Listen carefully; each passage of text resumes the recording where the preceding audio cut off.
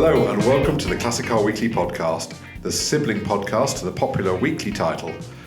I'm this week's host, James Sadlier, and I'm joined by the title's editor, David Simister. Hello. And our staff writer, Jesse Billington. Hello. Gents, we'll kick off as we normally do and talk about the classics. So let's head over to you, Mr. Simister. How is it going in the world of Toyota Avensis and Mazda MX-5s? I'll get my violin out and sing a sad song now. The Mazda is currently on my driveway with a flat tyre because the rim, as I suspected, has gone porous. So that's going to need to be jacked up, taken out, wheel treated, the alloy treated, and then maybe a new tyre put on to make sure that doesn't happen again. And the Toyota, actually just after we finished recording this podcast, Jesse and I are going to go out and attack it with a screwdriver because the indicator bulb has given up the ghost on the way here this morning. So we need to stick a new bulb in, which is going to be our bit of car park fun later on. Yeah, because we're not practical classics. That makes me probably the most sort of hands-on person in the office at the moment. So yeah, unfortunately, that task has sort of been directed at me. Which I think is good. You know, you've got your hands dirty with the midget quite recently, so you're constantly with the midget these days. Much as a mechanic as anyone could be, really. Speaking about your fleet of classics. What's happening in your world at the moment? The Jimny's fine. The Jimny's still doing everything it needs to do. It's here in the car park, everyone. It's made it. It makes it every week. The Jimny's fine. The midget, I still haven't got around to adjusting the timing on that, so I do need to figure out quite how far out the timing is on that one to actually get it to start. I've got a free weekend this weekend coming up, actually. Finally, I've got everything important that seems to have been happening over the past 4 weeks finally out the way, so I've now got a properly empty weekend, so I'm going to back in the workshop, and hopefully I can just adjust it by sort of turning the crown of the distributor and sort of basically getting my adjustment through that, because we're not quite a quarter turn out, we're not quite a half turn out, we're just sort of enough that I might be able to sort of adjust the middle of the pedestal and give it a twist, and that will hopefully get us back in. I'll be able to fire it up, tune in the carburetors, and get everything set up from there. So we might be on the road for the start of August. Is that your kind of rough... Oh, really? Start of August? Given we're in the 30th of July, you think you could be? Yeah, well, start of August is this weekend, essentially. So I might be able to at least get it running sort of solidly and then sort of do the final... The start of this August. This August, That's right, August 2025. Yes. But again, I keep sort of setting deadlines for this car and always keep missing them. It's supposed to be ready for drive it day, supposed to be ready for my sister's wedding. Other years' worths of August are available. Yeah, other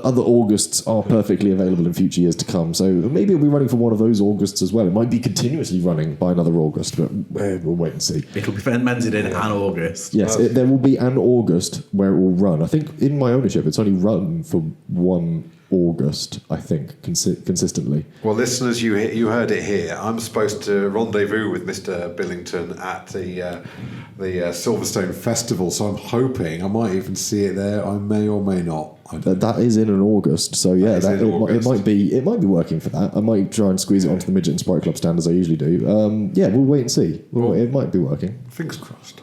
Yeah. My kind of classic car status is as it was last time, in which the Polo sold, so I'm currently without a classic car at the moment, but I'm still on the hunt for an Audi TT. I haven't been active in looking for one because of, as Jesse just said, we've been so busy with events at weekends lately. You know, it's event season, it's been busy, and there'll still be an Audi TT available at the end of the summer. That's my outlook on it. But speaking of events, I was at the Hagerty's Festival of the Unexceptional at the weekend, and as was Jesse, I was there in a Classic Car Weekly kind of doing the page 4-5 report that's in this week's issue. Jesse was there as one of Hagerty's judges.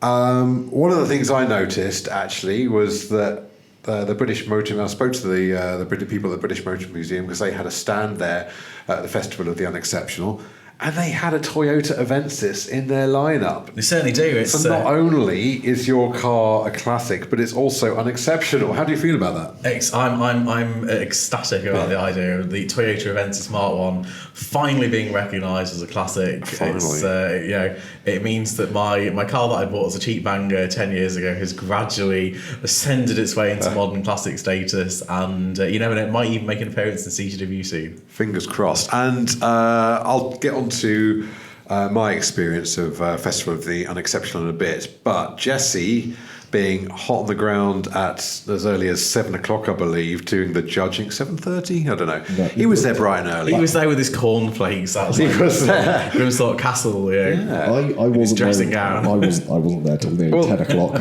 Let's say he was there. I got a very panicked phone call from poor Garlic going, are you here? Are you here? And I'm like, I'm 15 minutes Just out. reaching for the alarm clock. I stayed in. I slept in. Yes, You were unfortunately- judging, weren't you? I was judging, yes. Tell us about the judging experience and tell us who you selected as your first, second, third, and highly commended. Who were the winners? Who I personally selected, or who we as judges I selected? think you as judges. Let's go. But then as soon as we're done, tell us your own top three. Okay, my own sort of top three. Okay, Yeah. so other judges we had Steve Cropley, sort of long-term sort of motoring journalist, brilliant chap. Andrew Frankel, Richard Bremner, Sarah Crabtree, familiar from these pages, Gary Axon, and John Bentley as well. Always good to catch up with John.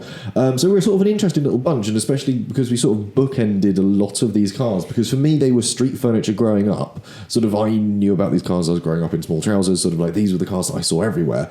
But for certainly the likes of Steve Cropley and Andrew Frankel, these were cars that they went on like the launches of when they were sort of younger motoring journalists. So for them, they've sort of seen these cars go from new cars to sort of proto classics and sort of modern classics of the strangest iteration. So we had a very good judging panel in that sense of the fact that we could sort of bookend these cars' lifetimes. The cars that we chose, our overall winner was a 1992 Skoda Favorit Forum, to give it its full title, which was absolutely brilliant car. And the story behind it was really quite nice because it was supposed to have been scrapped, this car, but the guy sort of found it going cheap because it was that or scrap. And the only reason it was going up for scrap was the fact that its head gasket had gone and nobody could be bothered to fix it. And nothing else on this car needed doing. Essentially, the way he bought it was the way it turned up to the show. I think there's pictures in the coverage. You can find the pictures online.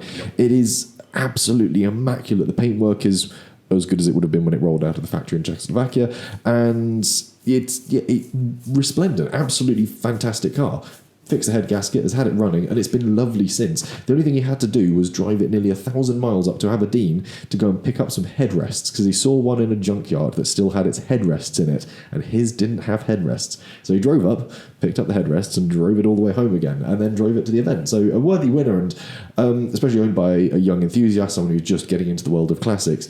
It's exactly the story that I think the Festival of the Unexceptional sort of deserves to celebrate. A similar story for second place, 1999 Ford Mondeo. This was rescued from going banger racing. I loved that. That was my own personal choice of the concourse of the show. It was fantastic. It was a 2-litre L, I think, off the top of my head, if I can remember its exact trim level.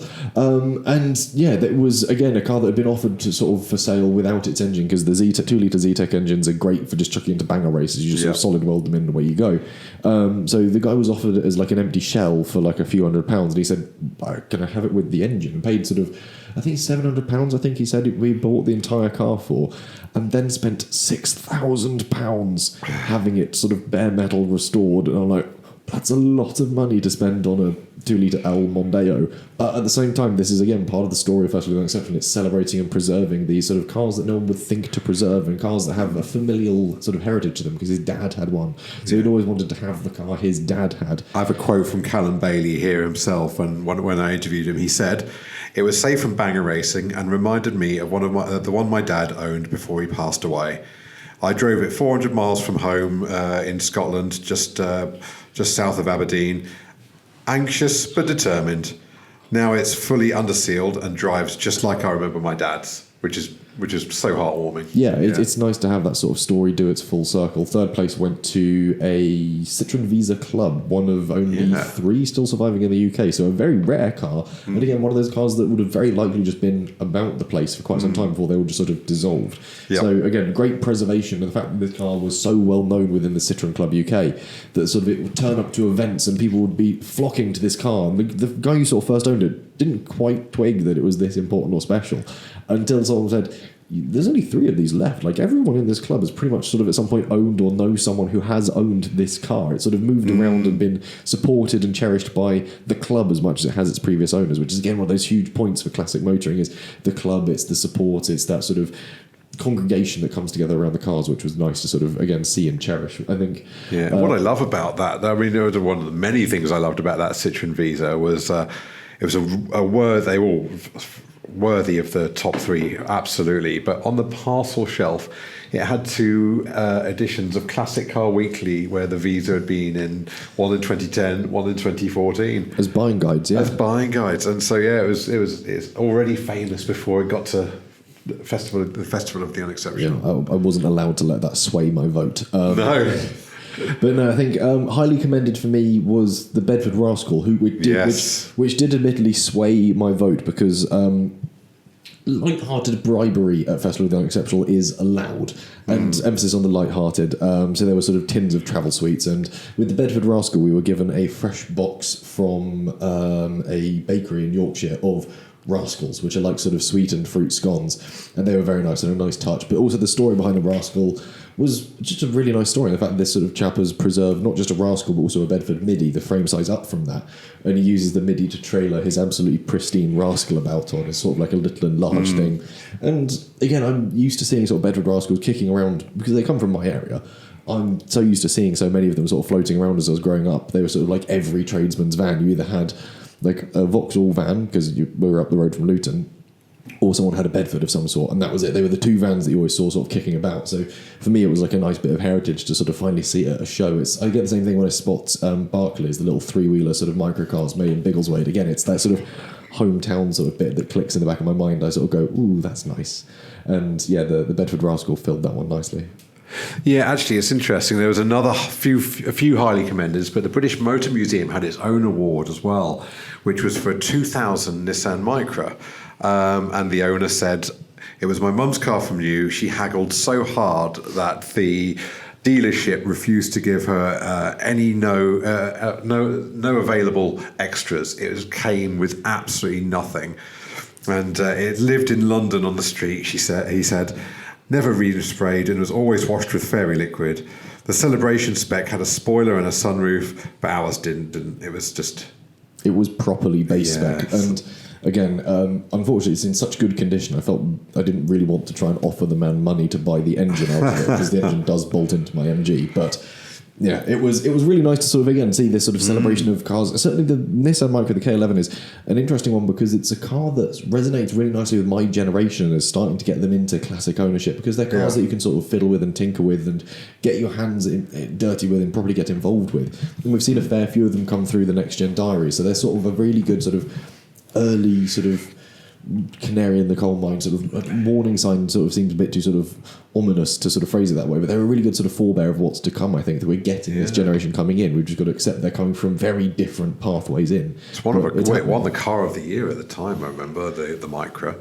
But you got a bit of a visual of outside of the concourse as well, didn't you? So you got to see in the driveway up to Grimthorpe Castle are the visitor cars, which is a car show in itself, and the amount of concourse cars that were there this year happened to be people who turned up last year and thought, well, why not? I'll enter the concourse and see if I can get through. Is there anything that you spotted this year you think, well, I could see that out on the concourse section next year? There was a particularly tidy rubber bumper MG midget, which was, especially in yellow, from a distance I spotted it, thought, Christ, someone's stolen mine and fixed it, which was sort of a double whammy. But no, it was someone else's in fantastic condition.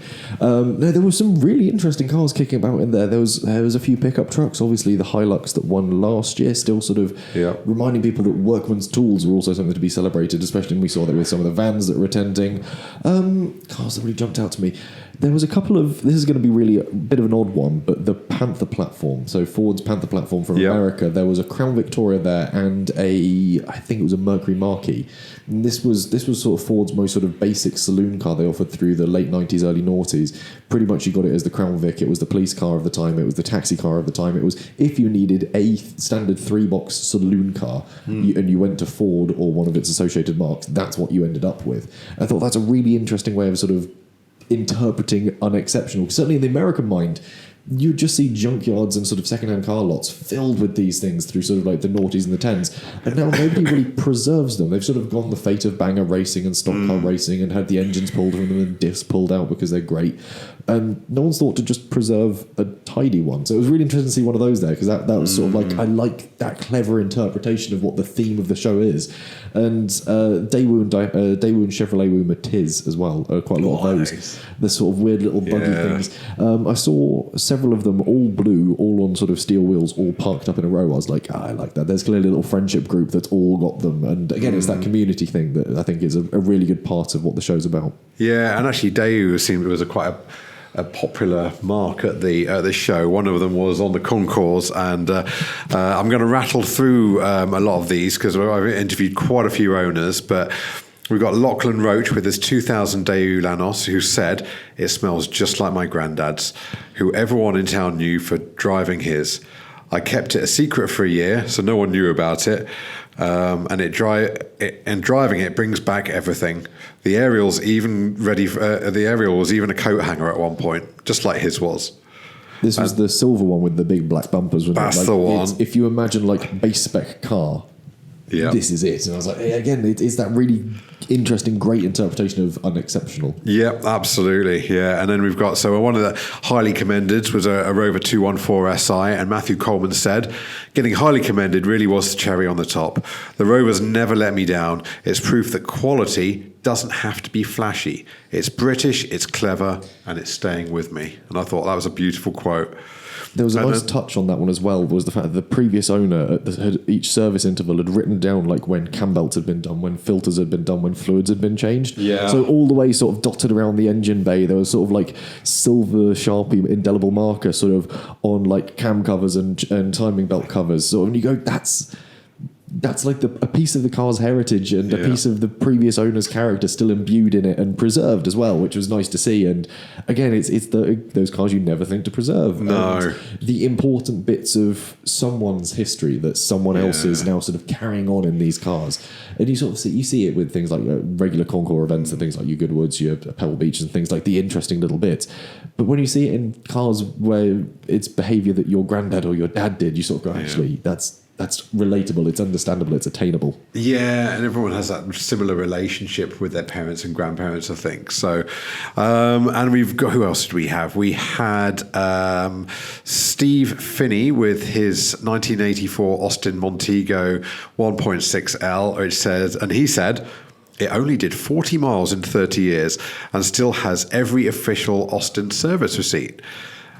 I didn't know what I was going to see until I got when I went to look for it, until I actually saw it. It holds so many memories from the Montego I used to commute into as a decorator with my own estate back in the day." And then we had a few others here, so I'm just going to rattle through these.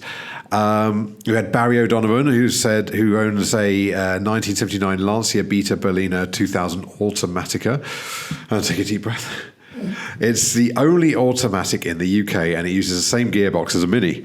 I needed an auto due to a not so good leg and didn't even know they made one until I found this one.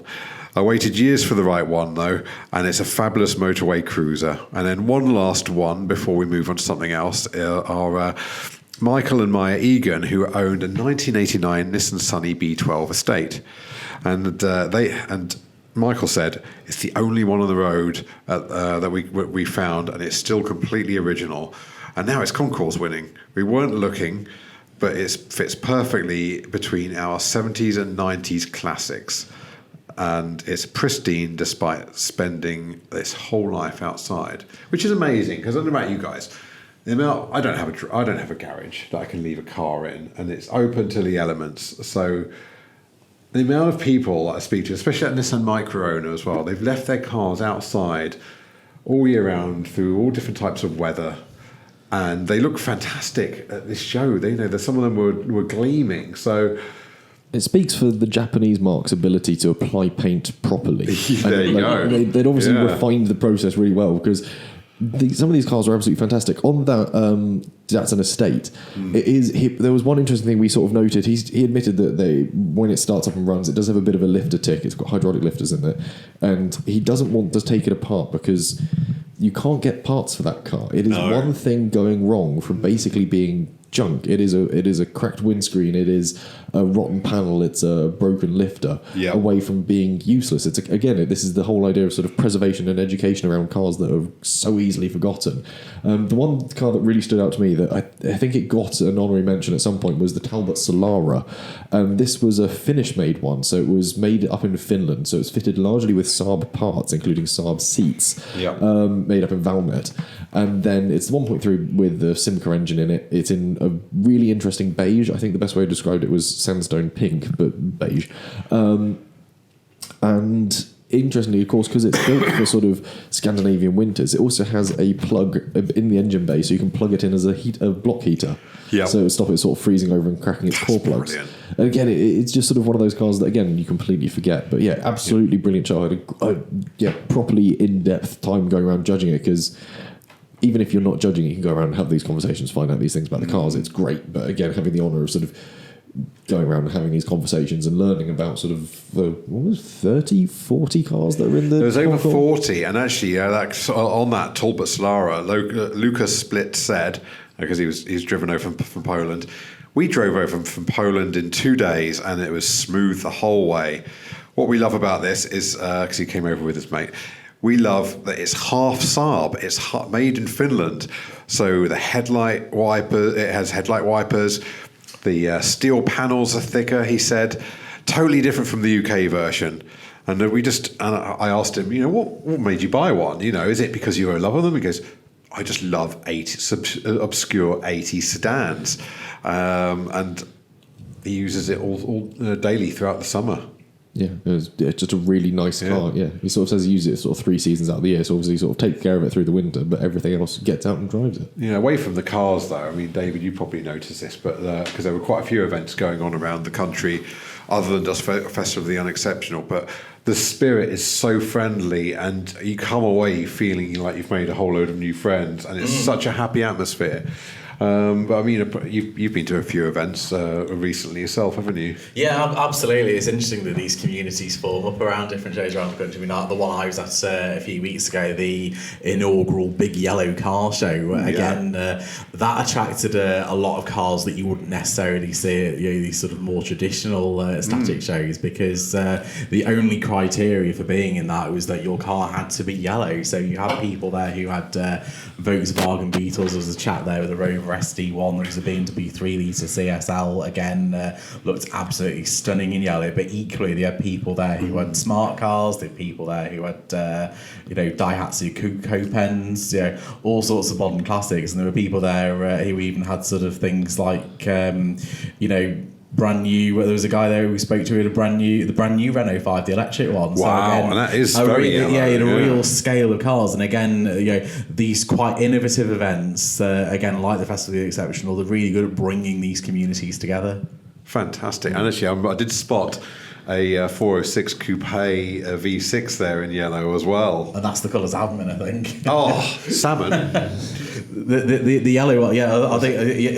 The yellow ones. Yeah. I saw one there which looked. There was one at the Big Yellow Car Show. It looked fantastic. Yeah. There's a couple of 406 coupes at FOTU as well, all in the same blue as yours as well. Well, actually, interestingly, as I was arriving, so was a lady in a 406 coupe in a 2.2 HDI one example, and she had her windows down, and I shouted at her excitedly, I had one of those last year before I sold it. And she goes, oh, they're lovely cars, aren't they? And she says, I've just driven all the way from Cornwall today. And this was in the morning. So she'd obviously got up early and then parked with all the other kind of modern cars. I said, you got pride and you got pole position parking outside the house. And she goes, oh, have I? So and off she kind of drove, and the next thing I know, she's kind of outside the house practically. Mooching her way in. Very nice, yeah. Right, well, should we move on from photos? Let's move on. Yeah, we've taken up lots. About a very nice day out for quite some time, so we'll shuffle on to the rest of the issue. Yes. What have we got? What else have we got to cover? We've got the lead news story, which is sort of a turnabout in times for crimes against classic cars, or certainly thefts of classic cars, David. Yeah, this is quite interesting because classic car theft for years has been quite a significant problem, and we've seen some and it's not just the case of people going out and nicking fast Fords and things like that. It affects all sorts of different cars. We've seen Wolseley's being stolen. There was a Rolls-Royce Silver Ghost that got taken and recovered a few weeks ago. And the one thing that enthusiasts have found is that actually getting them out on social media, making them too hard to handle, is really important in terms of improving your chance of getting those cars recovered. And clubs are sort of taking this and running with it by they're starting to appoint security officers to help enthusiasts do that. So certainly the clubs we've spoken to seem really enamoured by this prospect, and it should hopefully help to cut down the sort of the growing issue of classic car theft. Are there any things that sort of owners can do to help sort of protect themselves against classic car theft, or help with sort of tracking and recovery of their car if it does get stolen? Sort of like keeping a good photo log of what it looks like, identifying details, VIN plates, numbers, stampings. Sort of what bits can owners do to sort of help should the worst happen? There are many things you can do to protect your car, including I think the first thing is to prevention. So obviously, make sure you have good photos of your car, so that if you do need to share them on social media, you have good pictures of them to share with people. I think another thing is, again, if you keep your car in a lockup away from where you live, make sure you go and check it regularly. We have heard stories of people who said, my car was taken at some point in the last 5 years, and the police don't really have much to go on, unfortunately, in those cases. But there are things that you can do. So one of the things with classic cars is that criminals love taking them because they are very valuable, but firstly, they're very easy to break down into their constituent parts and sell them on the market. And the other thing is that they don't tend to have many markings on them. You'll have the VIN plate, you have a chassis number, but they don't. Brand new cars have far more in the way of security marks. It's much harder to break those up and sell them on as constituent parts. Whereas with classics, a lot easier to do that. And there are products that you can use to help track them down. The FBHVC endorsed a product called Smart Water, and the idea with that is it's security encoded. You can paint that on and it's completely invisible to the naked eye. But if that part comes under, they can scan that, the police, and they can see where that part's come from. If it's come from a stolen car. I'm familiar with that one from bicycle theft as well. It's sort of like an invisible ink that you can sort of like paint onto like frames or sort of parts, and you can put on like the reg plate, the VIN number or something. So when it's sort of scanned under a specific light, you've got that identifying feature that just sort of helps identify and track it back to yours. So there is some good that is sort of coming out of this, is the awareness, the education as well around it as well. And it's also good to see that sort of clubs are stepping up to do something. Again, we mentioned earlier about sort of the importance of the community and clubs. This is another great argument for them. Absolutely, and don't forget there are physical products you can buy as well. There's lots of different things on the market, but I think some of the old favourites like the disc lock on your steering wheel, putting that on as well. And the other one I quite like as well is those boxes, the metal boxes. You can put them around your pedals. And the great thing with those as well is if you're driving a convertible at a car show, you can open it up and put your lunch in them as well. That's even better. That's hide your lunch behind the pedal box. Pretty much. I had one in my old Fiesta with the handbrake and the gear stick locked together. Yeah. But also had just an immobiliser on there, which was just a well-hidden switch, which I'm not going to tell anyone, but there was a well-hidden switch. Yeah, I know that on the Mustang at home we've got a similar well-hidden switch that does much the same thing, and I know that I've got a few friends that have got Land Rover Defenders, and they're always sort of the target of crime. I know it's not uncommon if you're in London these days, you can't insure a Land Rover for love nor money, and a lot of people have taken to chaining them to trees and things, so they'll use like sort of proper bicycle chains and just lash them around a tree to a rear recovery point, because it just makes it too much of a nightmare to try and steal at that point. A friend of mine used to chain his to his driveway and would then remove not just the radio but also the steering wheel every time he went inside. And if you've got the older Defenders where you can sort of swap the steering column to like a pop-off steering wheel, like the amount of times that I've seen people sort of go off for cafes and lunches and dinners and they're just carrying the steering wheel from their Land Rover with them, you're sort of going, it's kind of impractical, but I guess that it is sort of a great way of stopping someone from stealing your car, because they'll get in it, go to start it up and go, right, I'm stealing this Land Rover, and then go, Well, it's an important part of it. Until the criminal gangs start bringing steering wheels around with them. Exactly. They also go around with a steering wheel, or just we've already thought of that. Yeah, or just turning up with a low loader and just dragging it onto the back of it and going, no one's going to think we're stealing it. We're just recovering it because it's broken down. It's a Land Rover. On the back of this, on this theft story, I spoke to someone with a Mercedes S-Class who had his stolen off his driveway. He fought ahead and before this happened and had a tracker, one of these kind of the Apple AirTag ones, yeah. AirTags, other products, other similar, GPS yeah. devices are available.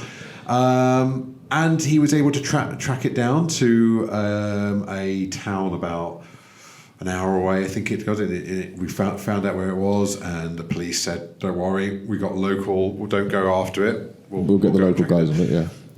They found the car, but the whole car had nothing. It had obviously been stolen. Nothing had been taken away, but it had been completely stripped apart. And the audacity of it was that all the parts were laid out on his picnic blanket that he'd laid out on the back of his parcel shelf, just to add more insult, Like they were sort of halfway through stripping it, laying out what they were stripping, and clearly got interrupted. They were sort of checking through what they were about to nick from the car, and someone obviously copped them. So they had the joy of then having to have it all put back together at some expense. Yeah. But what you want to do, listeners, is like myself, have a Peugeot 406 that would refuse to start. That's the ultimate theft prevention device. Or the Volkswagen Polo, where every time the criminal turns left, the horn would go off. So as long as the criminal keeps turning left, you can just keep following the noise to find where they've gone. The criminals turn left eventually. And I know that Chris Harris, former Top Gear host, had his car stolen recently as well, his classic BMW 5 Series. And eventually that, much like David said with the social media thing of making cars too hot to handle, was spotted by someone who'd seen his sort of call out to sort of make the car too hot to handle. And eventually it was tracked down and Chris was able to sort of have it recovered and brought home. But it does sort of beg that question. It's not something that sort of just happens to one type of car or one type of person. This can happen to anyone. So it's, again, worth being alert to and aware of, I think, is worth remembering. What else have we got to cover on this week's issue? Obviously, we've mentioned sort of the lead news story. We've got Festival of Unexceptional. We've got 140 years of Rover, I think is the correct number. Yeah, 140 years since the Rover safety bicycle was launched. Yeah, so the origins of the mark is... I always forget that Rover came from bicycles as well. Because Rover Fest is next weekend, which, again, I've been to that event before, really good. There's 9 clubs joining forces to throw a really big bash for all things Rover. Well worth having a look, checking that out. Excellent. If you're at a loose end this weekend, Rover Fest, head off to that one. Well, our features a nice A to Z, so 26 interesting facts you may or may not know. Yeah. And I've definitely learnt a lot when I always like to have a quick sort of flick through before we sort of send it off to press, sort of going just have a sort of quick once over. And I always get bogged down when I get to the sort of the A to Zs or the lead features. There's always something really interesting in there. Otherwise, it is a very packed issue indeed. Obviously, we've got all the usual bits and pieces plus the crossword. And this week, The Way We Were heads off to Glasgow in 1995. David, this is one you wrote as well. Yeah, absolutely. Tying with Festival of Unexceptional. It's a world, and a Britpop world of Nissan Micras, Vauxhall Corsas and Ford Fiestas. Yeah, a very 1990s period, and terrifyingly 2 years before I was born. Arguably, Britpop is back with Oasis now performing again. It feels like it is the 90s again. It is. It is the 90s again. Jurassic Park back in the cinema. There we go. That's it. Oasis on tour. It's. It's just the good old days are back, Mr. Simister. This is what we just need. Guinness to cost £1 a pint again. we can offer them £1 and see what happens. But yes, so plenty of 90s nostalgia to be enjoyed in the latest issue of Classic Car Weekly. Do you want to give the listeners a sneak preview as to what's coming up in next week's issue? Yeah, absolutely can do. Which means that I've got to then go and check and find out. That's it. We've got the history of the Ford Transit, or certainly the sort of the formative years of the Ford Transit. As 60 years of a workhorse icon. It is brilliant. Again, much as something I found when I was at Festival of Speed, everyone has a transit story. I know that I've got a fair few of them, having grown up in the passenger seat of many of my dad's works transits. So that'll be something interesting to discuss next weekend. Come prepared with your transit stories. We shall definitely do that. Yes. So without much left, I think time to wrap up this week's podcast. Rover and out. It's been a great podcast. Rover and out. That's that brilliant. really escaped that one. We can't. I think that's just a great way to finish up on. There's nothing left. Stop the recording. We can't. There's nothing more we can say. Thank you very much for listening. I suppose It's been a pleasure as always. It's been great. Thank you very much, Jesse, and thank you very much, David. Thank you.